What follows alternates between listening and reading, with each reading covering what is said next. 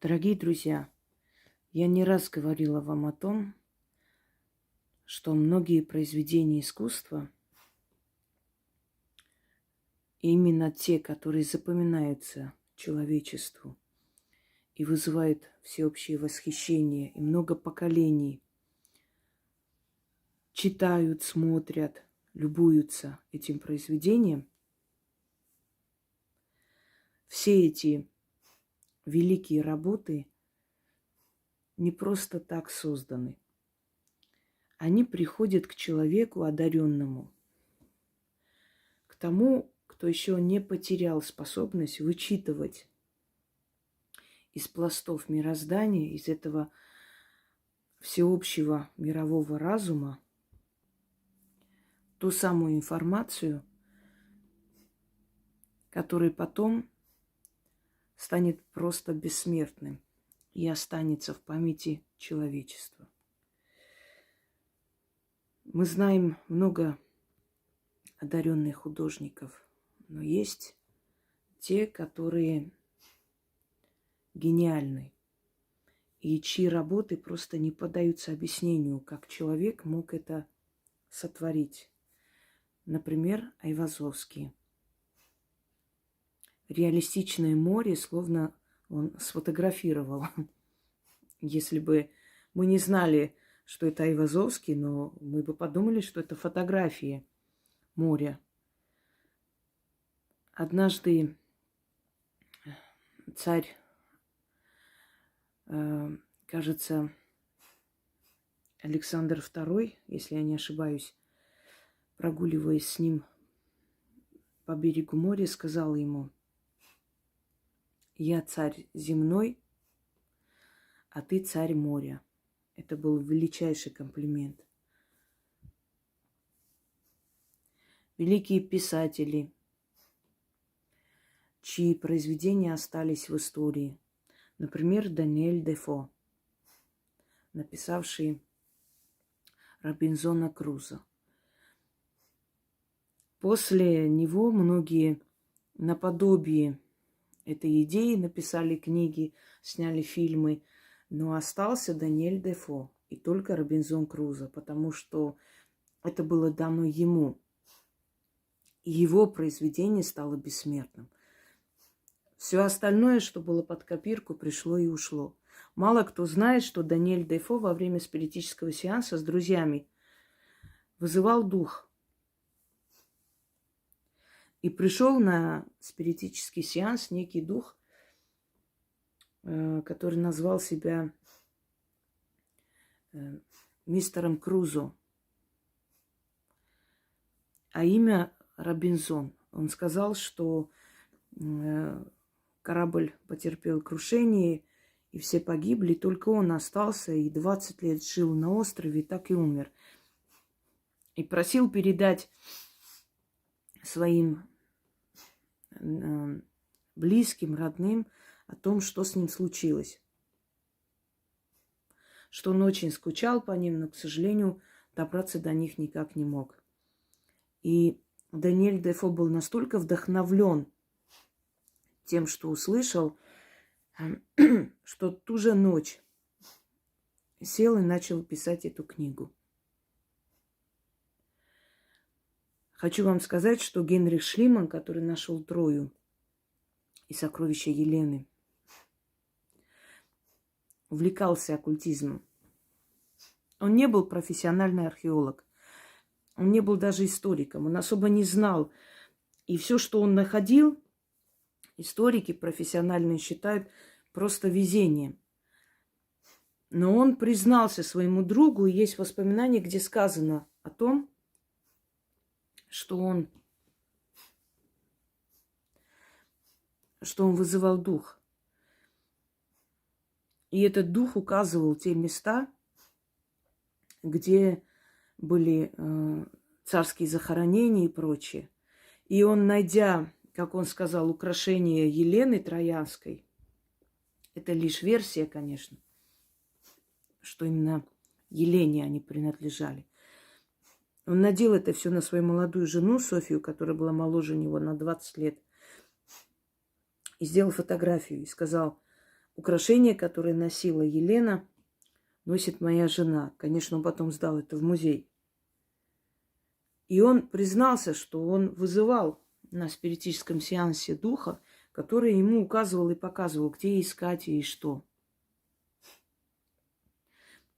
Я к тому, что все великие произведения, которые запоминаются взрослым, детям, это все дано оттуда.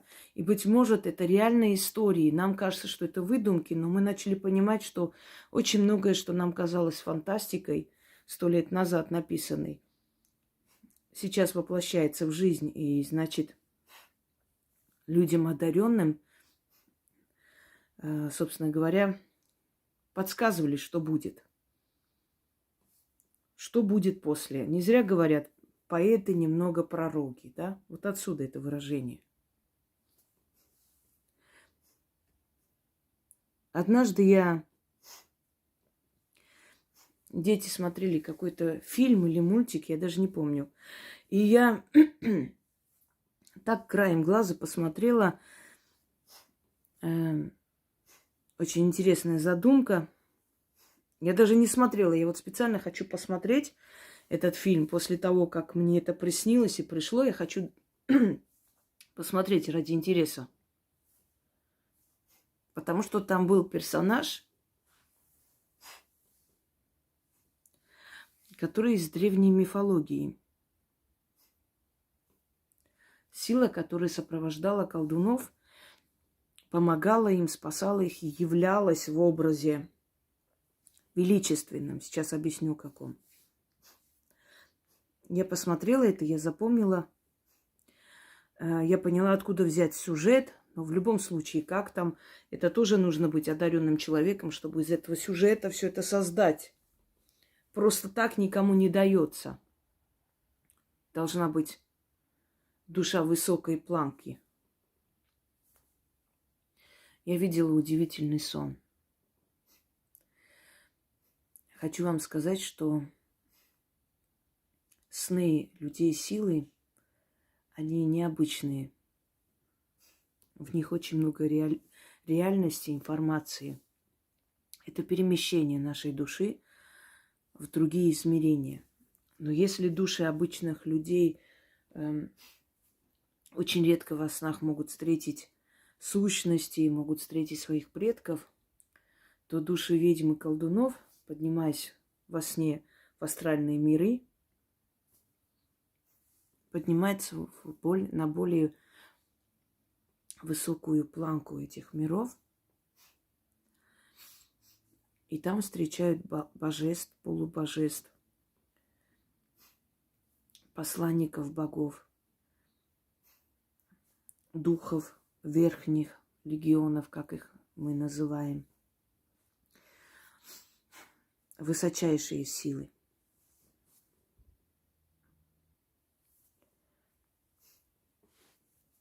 В начале времени Мары я увидела удивительный сон. Во сне я шла, это был огромный лес, темный, дремучий такой. И меня какая-то сила словно вела по этой тропе.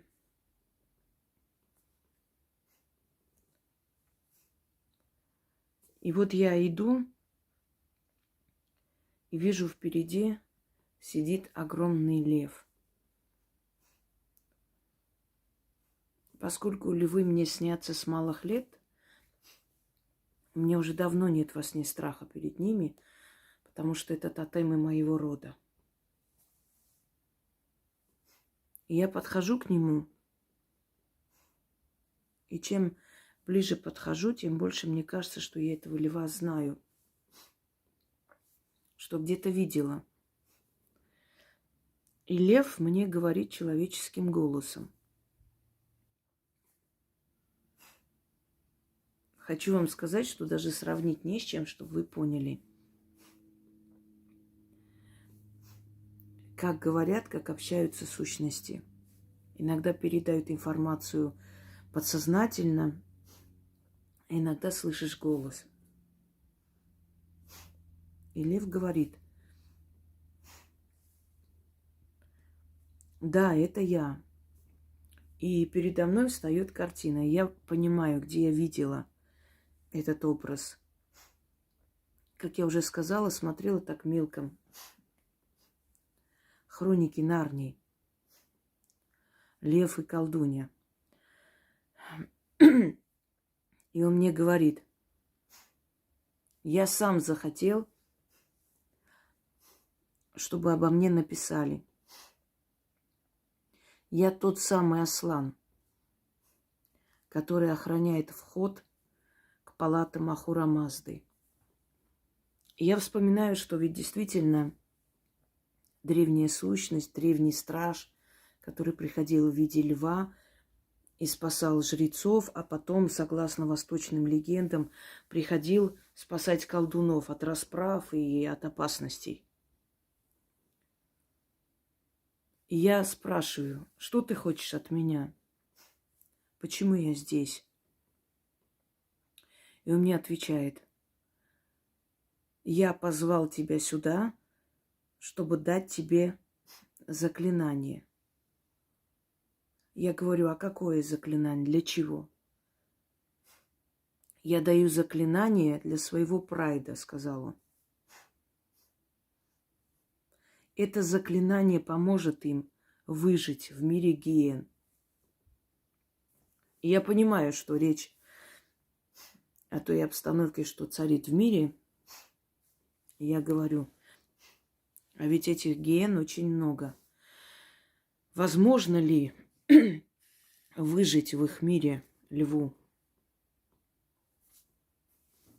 И Аслан мне отвечает: если хотите выжить в мире гиен, оставайтесь львом. И больше ничего не нужно. Естественно, я сейчас, думая об этом, понимаю, что речь идет о том, что те, которые останутся львами, их, которых не покинет смелость, они и выживут в мире гиен. И слова передать моему прайду я тоже поняла. Сильным людям, в которых живет лев, а не гиена,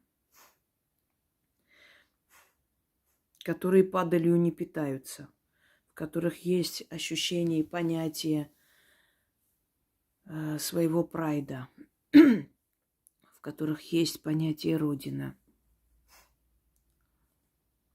честь, сознание. Вернешься, говорит он мне, и передашь эти слова древнего Аслана. И каждый, кто будет эти слова повторять, выживет. Я, наверное, от себя добавлю, видимо, эти слова нужно читать перед тем, как идешь для какого-то, то есть за каким-то главным, важным делом, вопросом. Наверное, эти слова нужно читать перед судом. Наверное, эти слова нужно читать перед какой-то опасностью в жизни. Наверное, эти слова нужно читать для того, чтобы семьи вашей не коснулась беда, которая касается многих. Наверное, эти слова нужно читать во время войны, во время чумы, еще каких-то бедствий.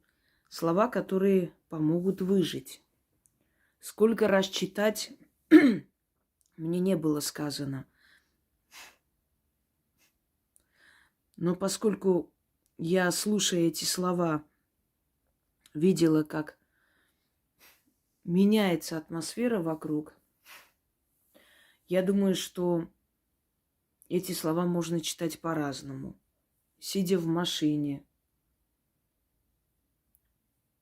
где-то уединиться, прочитать, дома прочитать, перед своей дверью читать, перед калиткой читать. Но слова, которые помогут выжить в этой ситуации. Он произносил эти слова с рыком. И рык был настолько пронзительный, настолько сильная энергия, вибрации вот этого голоса. Было ощущение, что я вся проникаюсь вот в эти слова. Меня просто трясло. Я даже помню, что я громко что-то сказала, потом я вскочила, взяла телефон, вышла из спальни, чтобы никого не будить, и быстро произнесла на голосовом, записала эти слова, отправила себе в чат. Утром мне почему-то казалось, что это просто был сон, и то, что я записала, все такое, это тоже было во сне. Но когда я включила телефон, посмотрела, да, я записала эти слова. Это был очень сильный, очень реальный сон. И я хочу вам передать, как передавала очень многое, и еще, наверное, не раз передам за всю свою жизнь. То, что хотят, чтобы я передавала вам из мира потустороннего, из мира богов, из мира духов, из мира ушедших уже людей. Вот я передаю вам завет того самого Аслана, который был стражником врат храма Ахура Мазды, которого описали в различных легендах, мифах,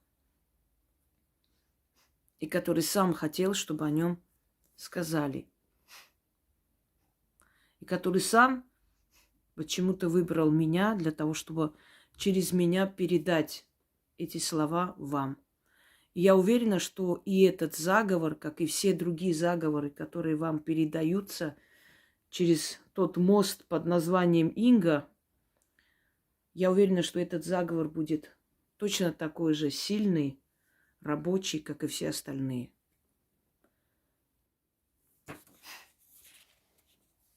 Язык мне незнакомый, поэтому могу предположить, что это язык духов, либо уже вымерший язык, потому что не схож он ни с одним языком. Ну, может быть, и схож, я не знаю, но, по крайней мере, я не нашла похожих звучаний ни с одним языком. Айо, ве иейма,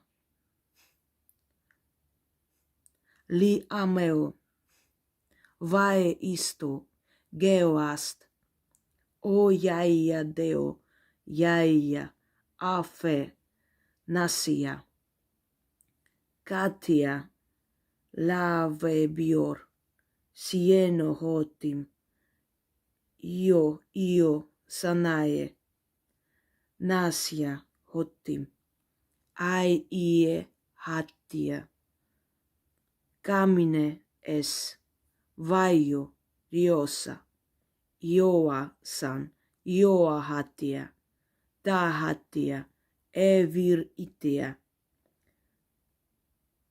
тако, самверия, яя тако, ви ам эа аст. Вот такой вот удивительный язык. Но когда читаешь, прямо по всему телу идет такая вот вибрация, трясет. Еще раз прочитаю. Айо вы эяма ли амео вае исто гео аст. О яя део яя афе насия катия тове биор. Сиено хотим, io санае, насия хотим. Ай ие хаттия. Камине эс, вайо риоса. Оя сан, оя хаттия.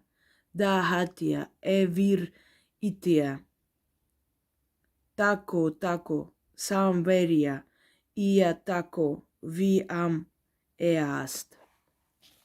Мне даже рассказывать не просто, как видите, я медленно говорю, потому что несколько раз пыталась снять ролик, каждый раз рассказываю, и начинает внутри трясти. Тяжело даже рассказывать и произносить эти слова. Настолько не просто это передать. Но я должна была это делать.